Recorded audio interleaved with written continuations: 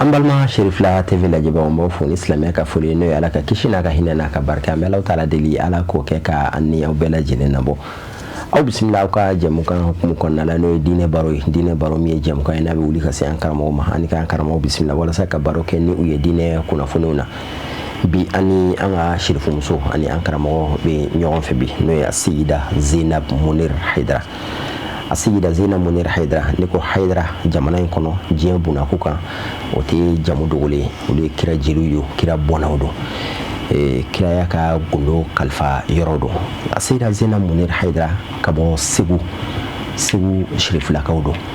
ala mahinana an karamo ala nga chekoroba ala nga dine nyamo Sheikh Munir Haidara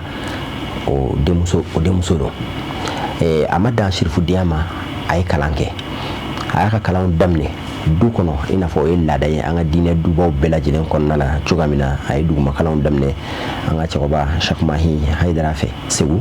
ay kala wala na dota Sheikh Aqib Susu ala mahinanu bela ay wala na dota o fana mulo o ko fe ay delna kata madrasa la Sabilul Falahi no madrasa doni sewu anga choba ala mahinana Saad Umar Touré o ka kalaro mi Sabilul Falahi ay kalan keno o ko fe ay akatama bereta doni nyini nofe ina fo kira yo nyina fa chumna ko kata don nyini wala bisin atara Senegal jamaka Mahad Abdullahi Niass atara ay wati ke kala na yeno asigine ka bo yeno anga jamana ani Maroc jamana ka bolondi nyoma wala saka anga almami nanga wajulu kala former ka kala ke uku wajulu ke chu nyumana ani ka dofa o ka donia ka ngolika ale be muso folowla munu sorala o formation na atara ka to formation ke ka sigin kana asigina bi asigero benon anga jamana konnama afaso konna akabara benon dine la seluma ina fo o shirifuka ladaye chugomina ni doniye ankaramo ani ambalo musula ani aledina jeka bi dine baroke yani anga do wala nakonnala ami ankaramo ananga sida bisina sherifa assalamu alaikum وعليكم السلام ورحمة الله تعالى وبركاته. حيدر كرباس فوتي. باش فوتي. سيبو كوب بكا كده. الحمد لله. يبدأ كنا فلافولي كان يام فلاباو ما هيانا على بروكنا. الحمد لله رب العالمين. نعم. نافولي بي أمبالما بلاجلي نافولي بي شريفلا تي في فلابا بلاجلي مالكنا أني مالكوكا إيمانا كيرو الله إن شاء الله. الحمد لله فولي جارني أنا ربي فولي كوما سكين كي أنا ويلي جابلي لا. سيدا مي مولودو واتو كنا لا. نكون مولودو يكو على كده كبانغلي nyanyali ala kira ka bangli ni sodiali awati wala ndai wala na kilendroni ka kuma ala kira kan sallallahu alaihi wa sallam ka ala kira kan nyema ni fo islamiwe ka ala kira ka jugo baw ni fo islamiwe wala sama wuka tata usoro akonna tulumna kira ya au bona au ka sokono moy mati sokono na don ka temati yerka ahlu makka adra bi sha'biha ibisaka mulu fanye ala kira muhammad sallallahu alaihi wa sallam aka bunyawla aka nyema yala na'am الحمد لله رب العالمين. نعم. أعوذ بالله من الشيطان الرجيم. بسم الله الرحمن الرحيم. نعم. اللهم صل على سيدنا محمد الذي ما ولد مثله في الوجود ولم يولد مثله في الأزمان قط. نعم. يا حمة الشيخ دوري لنا بهذا المحضر وتأتي بنظرة تأتي لنا بالظفر. نعم. السلام عليكم ورحمة الله تعالى وبركاته. وعليكم السلام ورحمة الله وبركاته. الحمد لله أمي ألا فوق بركة يا فوجمنا أني سوجاليدو كوسبي أن يفرح ليدو فريم مولودو كلو أبيك سيزكنا أتوي بانغوكيل أني يوغوا أكسي أم إن شاء الله أمي مين فور رسول صلى الله عليه وسلم بكما دمني مي ni kononi ya tara dafa bajila kapa obi comme na on rasul kam manguti damne bi kata si alkiyama joduma kono mago kon minyame baji fana ta do ko fiya willa ke droni fole rasul ko sallallahu alaihi wasallam allah subhanahu wa ta'ala rasul sukandide ka kirengere ni joro bawi ni makama wi alhamdulillah rasul sallallahu alaihi wasallam awilila depuis abangina aya so fatura no abdullah abangine ko fe san woro nyoron abam so no sayda amina fana fatura rasul du awilila ni jogo nyumande jogo barka maw jogo dafalon o atora mo ke bulo sandama do fana fatura jonde rasulullah sallallahu alaihi wasallam ala di alamu ala di rasulullah sallallahu alaihi wasallam allamo na awilila ni jogo bawiye awilila ni kodon awilila ni dana o de ato akumi wele ko muhammadul amin fo kana a kɔrɔya dɔɔni rasul nana kɛ kira ye waati min na rasul ye fɛn fɔlɔ min kɛ anw musow ye o ye ka anw bɔ an ka jɔnya juru la ka anw bila yelen na ni rasul ka bangini sera wajibi anw musow an bi wili an b'an seko bɛɛ lajɛlen kɛ ala kun ye rasul da k'a jogo ɲɛ ka tila k'a dango ɲɛ jogo ɲɛna dango ɲɛna n'i y'a ye dɔrɔn n'i ye maa kunnandi ye i bɛ rasul kanu de e ma Hasan bin Sabiti ka kuma mɛn a ko wa ahsanu minka lam tara qatun ayni a ye fɔ rasul de ma wa ajmal minka lam talidi nisa khuliqta mubarra'an min kulli aybin كأنك قد خلقت كما تشاء الله أكبر نعم ما بانا ويرلا حسن بن ثابت ينفع رسول الله صلى الله عليه وسلم نعم دان بانا محمد بلا صلى الله عليه وسلم كادا كاتشيني كاجوكنداماني كاجوغوني dan wa fa nya fa chugo mi odorande do dan ni moldu sera am so kan ka wuli kan se ko bela jele ke Muhammad kula sallallahu alaihi wasallam rasul watimina أنا أقول أنا محمد وأنا أحمد وأنا الماهي الذي يمحو الله به الكفر وأنا الحاشر الذي يحشر الناس على قدمي وأنا الآكب والآكب ليس بعده نبي الله أكبر نعم أين فاير ما مغتي سكا مغدو كتمي أيرك رسولك صلى الله عليه وسلم نيكا بنباتو نانا نايا سالو دورتا كنا نايشيني أوتالا أبي كنا الله يتسمى يا بودي كاي na kun nya dimita walma nya fienta na ya daji kala halale daji o efrai nya bi yele aka fusamandia belbele ba do emiye o ka jibo atege wanu ni nyoronche ala ni mbeke Muhammadi akanu de ko sallallahu alaihi wasallam dumuni dogoma na ya aka klishikala yani abi chaya ina fo Jabir radiyallahu anhu wati mina kuma kunda la sunyana Jabir na muso rasul invité unana akaso annatola ay jama bari cheka na afi sahaba tobe wele kana kafiye ka fa ko dumuni fitini abacha ya ani kaba ko bacha ma be Jabir kaso invitation ina rasul fe sallallahu alaihi wasallam Jabir ayra jawala rasul ni ci deunale yani aka sahaba be na ni nyogon fe dumuni kunga dogo Jabir hamina me ay dumini sigi me rasul nana munge kabako kira aya sigi ka mogo wele ka sigi dumini mina kuna tanta ni mogo tanana obe dumini ke ka fa obe wuli ka sora dumini yarati mogo tanfa Allahu akbar me tanyara bi na obe dumini ke foka ta sahaba bela jile dumini ka befa me kabako nimbo kono Jabir wati mina ay saka infaga den fla de kumba fe chairman fla kele de nana kele mine ko bae saka fa chugo mi ka bo ladi ke kele la ale fana ye kele fa o kele fa le jatke ale fana bulla kata be dinga kono do ko tasman ale sara donc muso yu fla beta ka tu da so ka fini birula wati min klala dumin na sa rasuli wele ka ku kana ni de won ka dumni ke wati min na che na ka fo muso yana muso ko ku bisno wala mais amaso nga fuye wala sa o ka invitation kana chi ko sobe ay atote rasul ba don min kera asegira ka wele ko aka denu no wele kana donc Jabir tara muso anya fay tara ka ta fini bo denu nya dala ka soro denu misno ko de la ma fat ala ka ba ko bilbil badike Muhammad sallallahu alaihi wasallam donc denu no willa kana dominike o konna na so en ga do rasul ye Jabir ni ngadi ko yalma iba fe ka so ka bonya wa aka ferawa Jabir ko de kadi ale ni rasulu janano yi anana sigi Jabir ni bala so mi ka fere ka wa ka bonyona ka bili ko ta ka ta sanfe fo ka ta soke u yaru hakilla nimbe kaba ko ala mindi Muhammad ma ka buyano sallallahu alaihi wasallam alhamdulillah ami mauludu keneka ama fami mauludu keneka dongo be mauludu me na sigira akma ka domina donc abo kuma de ke odo alhamdulillah rasul ko ale de jon tanune wa ale de jon mimbi ala tan Allahu akbar ko ale de mahin de toucher kala kafiri ala bi kafiri a toucher ni chemi o ye ale de ko ale de jere wal ma charni jama bi jere ko min se koro alkiyama keneka ko ale de ko laban ni kiratina kofe nabi ma weratina akofe ole ale donc ala ya bunya ka sangorota ni aka kiraya sallallahu alaihi wasallam o tamene kofe muso minu ni awmika fokami mauluduke kami mauludu jajira rasul yeminke awni anti se ka foka ban ma fion fenge rasul kula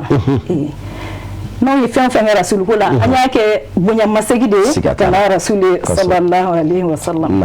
an bɛ ala fo k'a barikada rasulu ka kuma dɔɔni ye insha Allah. I da sera musow jɔyɔrɔ ma mawludu ko la an ka jamana in gɛrɛ kɔnɔ nɔ ani diɲɛ jamana bɛɛ lajɛlen ni mawludu ko kuma fɔra i b'a ye musow jɔyɔrɔ ka bon ala kosɛbɛ i ko musow b'o kɛ bonyamasegin ye ka taa alakira sallallahu alaihi wasallam alakira yɛrɛ a ye bonya minnu kɛ muso ye muso yɛrɛ i bɛ se ka dɔ fɔ an ye o la. Alhamdulillah an bɛ se ka dɔ fɔ a la. Rasul sallallahu alaihi wasallam waati min na a cira kana a ye fɛn fɔlɔ-fɔlɔ yɛrɛ min kɛ musow ye an musow ka kɔn silamɛya yɛrɛ ɲɛ musow kun bilalen don yɛrɛmabila yaala de la ka kɔn o yɛrɛ ɲɛ n'a kun fɔra dutigi ɲɛna ko i muso jiginna den kɛra muso ye a ɲɛ bɛ minɛ ka sisi a t'a fɛ fɛn min kɛra k'a sɔrɔ muso ye hɛrɛ de ye muso ye nɛɛma de ye mais a ma se k'o faamuya a b'a ɲɛ kun kosɛbɛ i n'a fɔ Ala b'a fɔ an ye kuranɛ kɔnɔ cogo min na.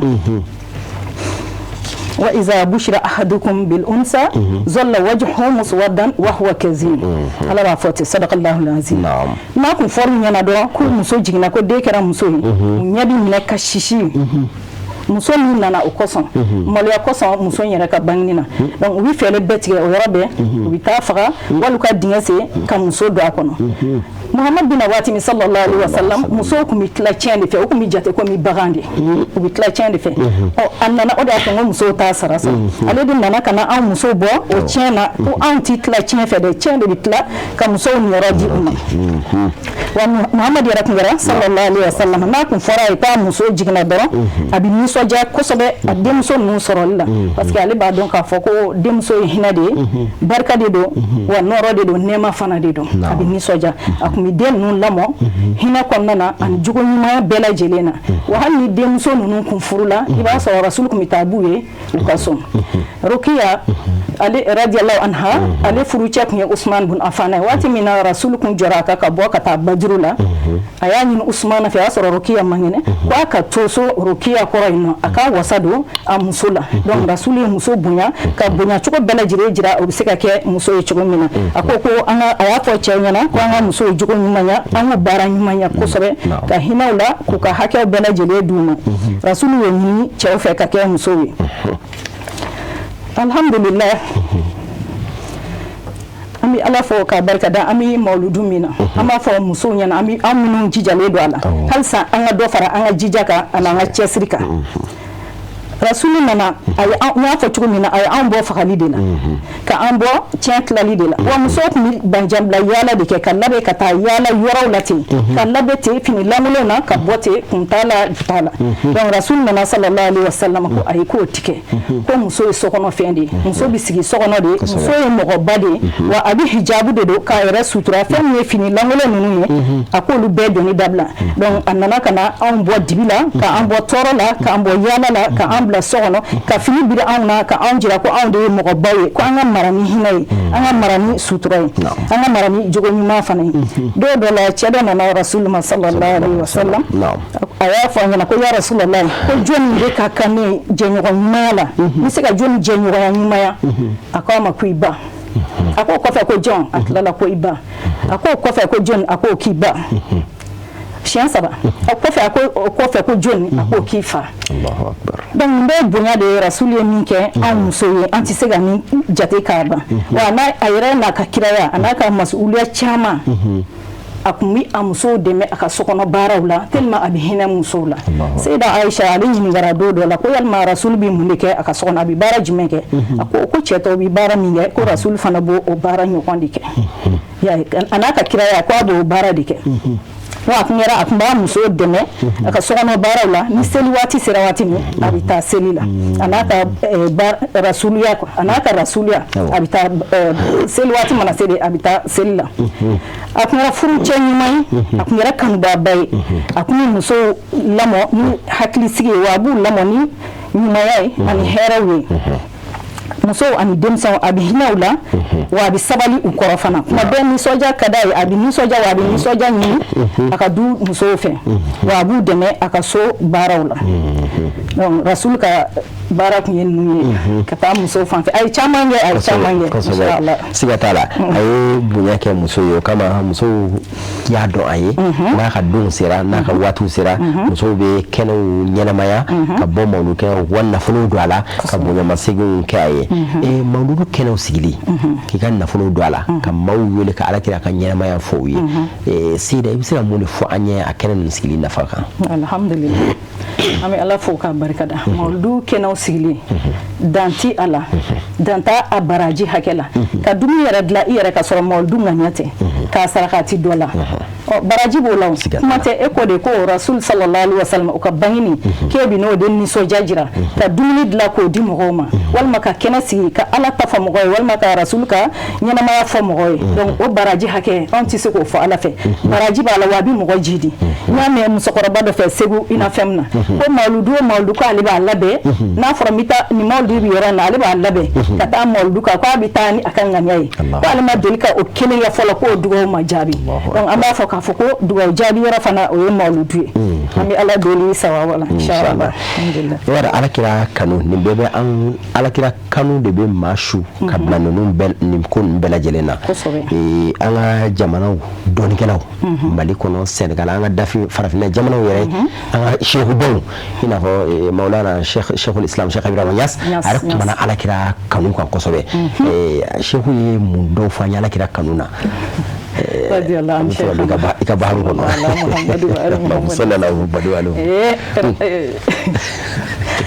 Sheikh Ibrahim Niass radiyallahu ta'ala anhu a ye caman fɔ a ye diwani caman fɔ nka n bɛ se ka min fɔ sisan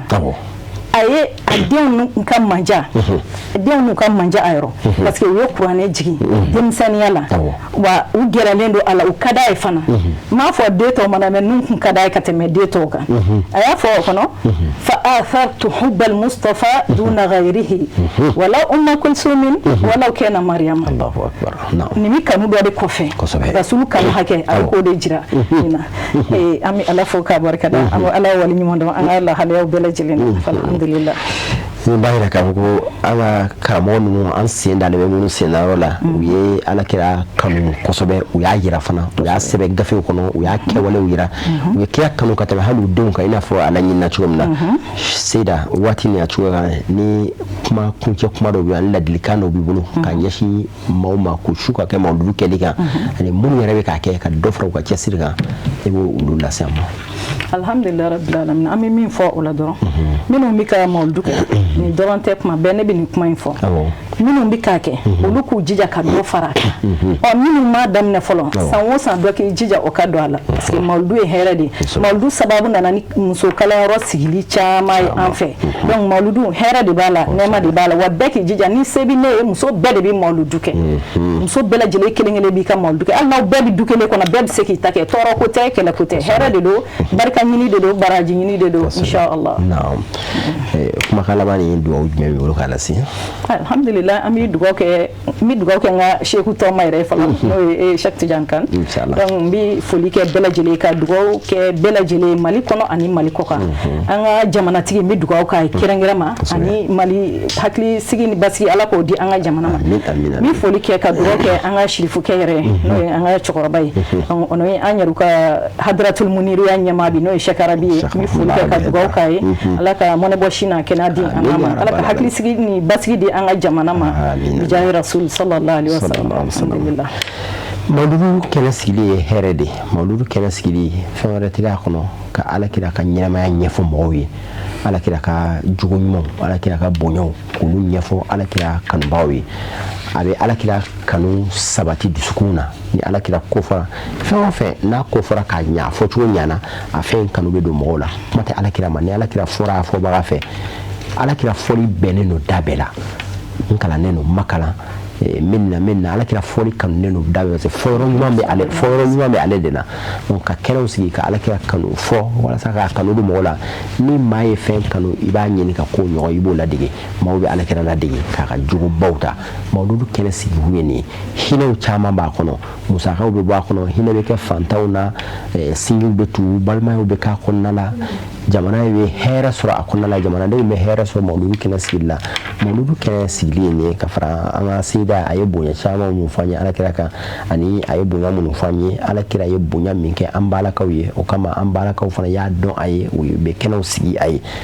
an bɛ an ka sigida fo sigida Zena Munir Haidara an bɛ a fo ka waleɲuman dɔn ka dugawu k'a ye a ye bɔra ka walanda kunkuru min di an ma walanda kunkuru tɛ nka a ye dɔnni min d'a ma an bɛ Alahu taala deli Ala k'a kɛ an bɛɛ lajɛlen nafalan ye sini kɛnɛ laban ko ɲuman Ala k'o kalifa an ni Ala a yɛrɛ ka laɲiniw bɛɛ lajɛlen Ala k'a sabati a ye an bɛ segin k'an ka foli tugu a ka foli la an karamɔgɔ ani an balimakɛ ani an kanubaga n'o ye Sheikh Muhammadu Arabi Munir Haidara an bɛ a fo ka waleɲuman dɔn ka dugawu kɛ a ye ka dugawu ɲini a fɛ ka segin k'aw yɛrɛ fana fo ka waleɲuman dɔn aw minnu tun sigilen b'aw ka jabaraninw ɲɛma ka diinɛ baro la ni diinɛ baro tɛ fɔ ko waati si la